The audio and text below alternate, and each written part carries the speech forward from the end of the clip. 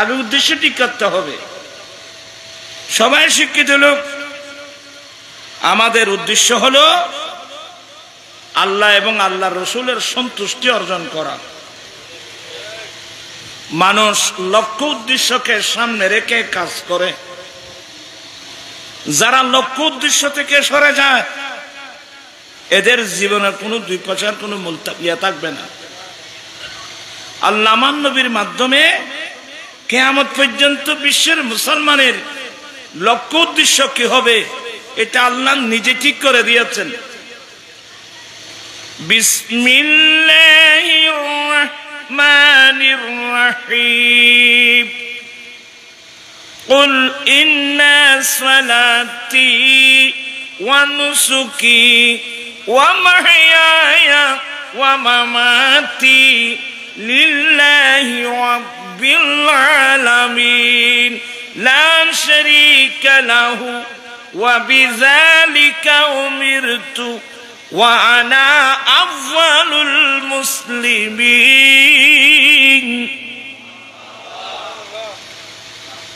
আল্লাহ বলেন, রাসূল আপনি বলে দেন তো, নিশ্চয়ই আমি নবীর নামাজ, দেখেন প্রথম বলতে নামাজ।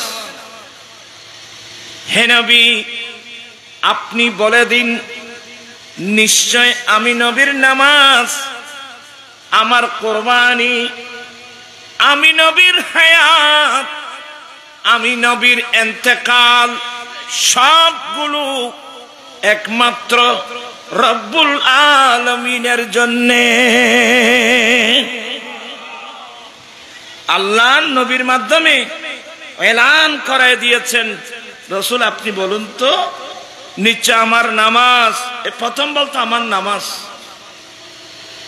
আমার নামাজ। কারণ ঈমানের পরে সবচেয়ে বড় ইবাদত হলো কি? নামাজ। নামাজের চেয়ে বড় ইবাদত আর নেই। এই নামাজের গুরুত্ব বেশি হওয়ার কারণে নামাজ ডেইলি কয়ক্ত কত আমাকে একটু হেল্প করবেন, নামাজ ডেইলি কয়ক্ত? রোজা, রোজা বছরে 1 মাস, রোজা বছরে 1 মাস। হজ, হজ জীবনে একবার, তাও সামর্থ্যবান মানুষের উপর। যাকাত সামর্থ্যবান মানুষের উপর বছরে একবার। বছরে একবার না, আমরা তো যাকাত, কোন কোন জিনিসের যাকাত দিতে হয় এই মসলাগুলো আমরা জানি। আল্লাহ বলেন, ওয়া তুহাক্কাহু ইয়াউম হাসাদিহি, যেদিন তোমরা খেজুর বাগানের খেজুর পারবে ওদিনে তার হক মানি যাকাত দিয়ে দাও। আমাদের দেশের শ্বাস হয়, আর সিডিঙ্গে ভাষা বললি বেশি বুঝিবে তোমরা। আর দেশের শ্বাস খন্দ হয় জানা রোয়া, তখন মাথের নিচ হয় না, খন্দ হয় জানা, কয় খন্দ? 2 খন্দ, বোর সামনে 3 খন্দ। হ্যাঁ, ধানের মধ্যেও জাকাত আছে, গমের মধ্যেও জাকাত আছে। আসমানের বৃষ্টির আল্লাহর দেওয়া পানি দিয়ে শ্বাস করলে সেখানে কত পার্সেন্ট জাকাত? পানি কিনে শেষ প্রকল্প দিয়ে শ্বাস করলে ওখানে কত পার্সেন্ট জাকাত? এগুলো আমরা জানি। বছরে একবার জাকাত ফরজ কর দিয়ে নদী বেল্লাই আর কত চেষ্টা করি চেষ্টা করার দেয় না, খবর গেলে না বুঝিবে। যারা মাল জাকাত ন দেয় তার কি অবস্থা হয়। এই জাকাত ন দেওয়ানে সুদ বাড়ি গিয়ে, ঘুষ বাড়ি গিয়ে, সুদ বাড়ি গিয়ে, সুদ আজকাল মাই হওয়া পর্যন্ত সুদূর টিয়া লাগাতে করতে রানি এ না আর বড় বড় পয়সা ওলা বুলুর কারণে। আর নবীর নির্দেশ মোতাবেক বড় বড় সামর্থ্যবান মানুষ নিজের সমাজের মধ্যে যদি গরিব মানুষকে যদি আমরা 5,000 10,000 করে দান করতাম, তাহলে তো সে কোন গ্রামীণ ব্যাংকে যাওয়ার কোনো প্রয়োজন ছিল না। আয় ওয়াজ গেলে আর গায়ে ভরিবে ভাই আর দুধ। আমাদের কারণে আজকে সুদ প্রথা কি হয়ে গেছে, সুদ প্রথা বেড়ে গেছে। আসর মারু ব্যাকুন বাজ্যম বাহুতারে এটা বাঁচিবার উপায় নেই। আমার জীবন মরণ সাজাব মাদানে রঙ্গে, আমার জীবন মরণ সেই রঙ্গে রঙ্গিন হলে আল্লাহ রাসূল থাকবে আমার সঙ্গে। আমার জীবন মরণ মাদানে রঙ্গে সালাতুন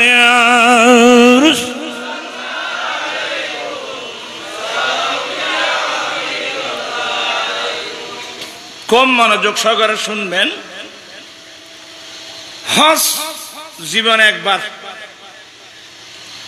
রোজা বছরে 1 মাস, যাকাত মারুফ যাকাত বছরে একবার, হলানে হল। এমন ব্যবসায়ী মাল যে এখান আমি আজকে শুরু করলাম, এখন শুরু করার পরে ঘুরে এই 1 বছর ঘুরে যেদিন আসবে ওই দিন হিসাব করে যদি নেশাব পর্যন্ত মাল হয় তাহলে শতকরা 2.5% যাকাত দেওয়া কি ফরজ।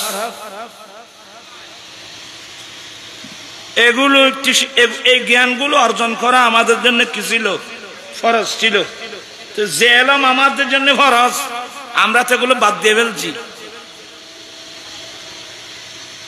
বাংলাদেশ তথা বিশ্বের মুসলমান আমরা ইহুদি নাসারার ষড়যন্ত্রের শিকার, ওদের চক্রান্তে আমরা চক্রান্তের শিকার হয়ে আজকে মুসলমানরা যেই কোরআন সুন্নাহর জ্ঞান অর্জন করা ফরজ, আমরা কোরআন সুন্নাহর জ্ঞান অর্জন করা থেকে আমি নিজেও করি না, আমি আমার ছেলেদের নেকে করাচ্ছি না। কিন্তু এর মাসুল দেখি দিতে হবে, এর পরিণাম ফল কি হবে, ওই জ্ঞান তো আমাদের নাই বাবা। আমি বিনয়ের সাথে বলবো, যেহেতু সবাই আমার দেশবাসী, আমি আল্লাহর ওয়াস্তে কথাগুলো বলি। এই যে সুদ হারাম, হারাম কি আমি করছি না আল্লাহ করছে? আল্লাহ সুদ হারাম করে দিয়েছে। কারণ সুদ হলো গরিব মানুষকে শোষণ করার বড় অস্ত্র। এবার আরা সিডিং বাসা খাওয়া দে ফয়রুর মায়ের খারিলন ওই চিত্রনামাতি ফয়রু। কারণ করজনে যে কারা, যারা গরিব মানুষ, অর্থাৎ আমি গরিব মানুষ, আমি বেঁচে গেছি, আমাকে 1 মাসের জন্য 1,000 টাকা দেন না। হ্যাঁ দেব তো, 1,000 কেন 5,000 দেব, কিন্তু 1 মাস পরে তুই আমাকে 1000-এ 1200 টাকা দিতে হবে।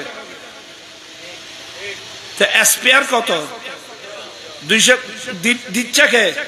গরিব মানুষ নিচ্ছে কে? পুঁজিপতি। এর চেয়ে মানবতা বিরোধী আর কি আছে? মানবতা বলে যার কাছে আছে তার থেকে নাও, যার কাছে নাই তাকে দাও। সুদ মাইনি যার কাছে নাই তার থেকে নাও, যার কাছে আছে তাকে দাও। ইন একবারে দিন দুর্য ডাকাতি করানোর দৈক্য নই না বাবু। কইল আবার তোমার ওদিন গোস্ব হয়ে বইতে হবে, এতদিন কেন একবার ভাইলাম 10 দিলাম, আয় আসছে যে মাতুল দি মাধ্যম দিয়ে পাইব। তাই জাঙ্গাত যাইতো তো, জাঙ্গাত জঙ্গ করিব, খামাইজন মাছ তুলু দিক কেন মারলি, জাঙ্গার না যাইলি জাঙ্গার সাজ করে দিব। আর আবার আর রসুলি আইয়ে রে জাঙ্গারিন সাহায্য জানো না? হ্যাঁ মিলাদুন নবী কিনলে না তো কন্য পারি। আর আল্লাহর নবী বলেন, আমার নবী এসে দেখলেন যে গোটা সমাজ, শোষিত সমাজ, সুদ। কত প্রকারের সুদ জানেন? বড় বড় আরবের বড় বড় পয়সাওয়ালা মানুষ বিভিন্ন ধরনের সুসিস্টেম চালু করে গরিব মানুষদেরকে শোষণ করতেছিল। আমার রাসূল 10ম হিজরিতে আরফাতের মাঠে দাঁড়িয়ে কি বলছিলেন? ইন্না রিবাল জাহিলিয়া তাহতা কদমাইয়া মওদু। উম্মত, জাহালত যুগের যত প্রকারের সুদ প্রথা সবগুলো আমি আমার পায়ের নিচে দফন করে দিলাম। রাসূল কি সুন্দর ব্যবস্থা দি রাসূল সুদ সিস্টেম কি করেছেন? কইছে না মাথা কা একবার খবর দিবেন দেরি। আমার নবী যত প্রকারের সুদ প্রথা ছিল, আইয়ামে জাহেলিয়াতে যত সুদ প্রথা ছিল, সবগুলো একবারে মাটির নিচে কি করেছে? দফন করে দিয়েছে। তো আমার নবী দিলেন কি? তো এই দেশ থেকে দরিদ্রতা যাবে কিভাবে? আমার রাসূল আল্লাহর পক্ষ থেকে যাকাত এনে দিলেন। কি এনে দিলেন? আপনারা বিরক্ত হচ্ছেন বোধহয়। আমার নবী কেন দিয়েছেন? তো নবী কি দিলেন? যাকাত ভিত্তিক সুদ মুক্ত সমাজ ব্যবস্থা। কি বললাম?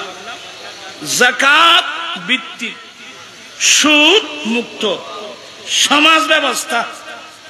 যে আমরা কি করলাম? ভাই তাহলে রাজনীতির নাম দি ও ইহুদি নাসারের খুশি করি ফেললে। আল্লাহ আল্লাহ কি কই, রসুলি কি কই, ই কে খেয়াল নাই। আমার ছেলেরা করলো কি জানেন? সুদ ভিত্তিক যাকাত মুক্ত সমাজ ব্যবস্থা। আল্লাহ আল্লাহ রসুল দিয়েছেন যাকাত ভিত্তিক সুদ মুক্ত, আর আমরা করলাম সুদ ভিত্তিক যাকাত মুক্ত। কোরআন শরীফে একটা আয়াত পাবেন, ফাজানু বিহারবিন মিনাল্লাহি ওয়া রাসূলিহি। সুদ দেওয়া নেওয়া, সুদকে সমর্থন করা, ডাইরেক্ট আল্লাহ আল্লাহ রাসূলের সাথে যুদ্ধ করা। প্রাণপ্রিয় দেশবাসী, কি প্রয়োজন ছিল আল্লাহর সাথে যুদ্ধ করে? কি আমরা কোনোদিন জান্নাতে যেতে পারবো? আমি আছি কয়দিন? আমার বাবা কোথায়, আমার দাদা কোথায়, আমার নানা কোথায়? সবাই ওই কবরস্থানে। আমাকে তো চলে যেতে হতো কবরস্থানে। ভাবিয়া করিও কাজ, করিয়া ভাবিও না। আপনারা আমার কথা রং বুঝবেন না। আমি আপ্রাণ চেষ্টা করে যাচ্ছি জাতিকে বোঝানোর জন্য।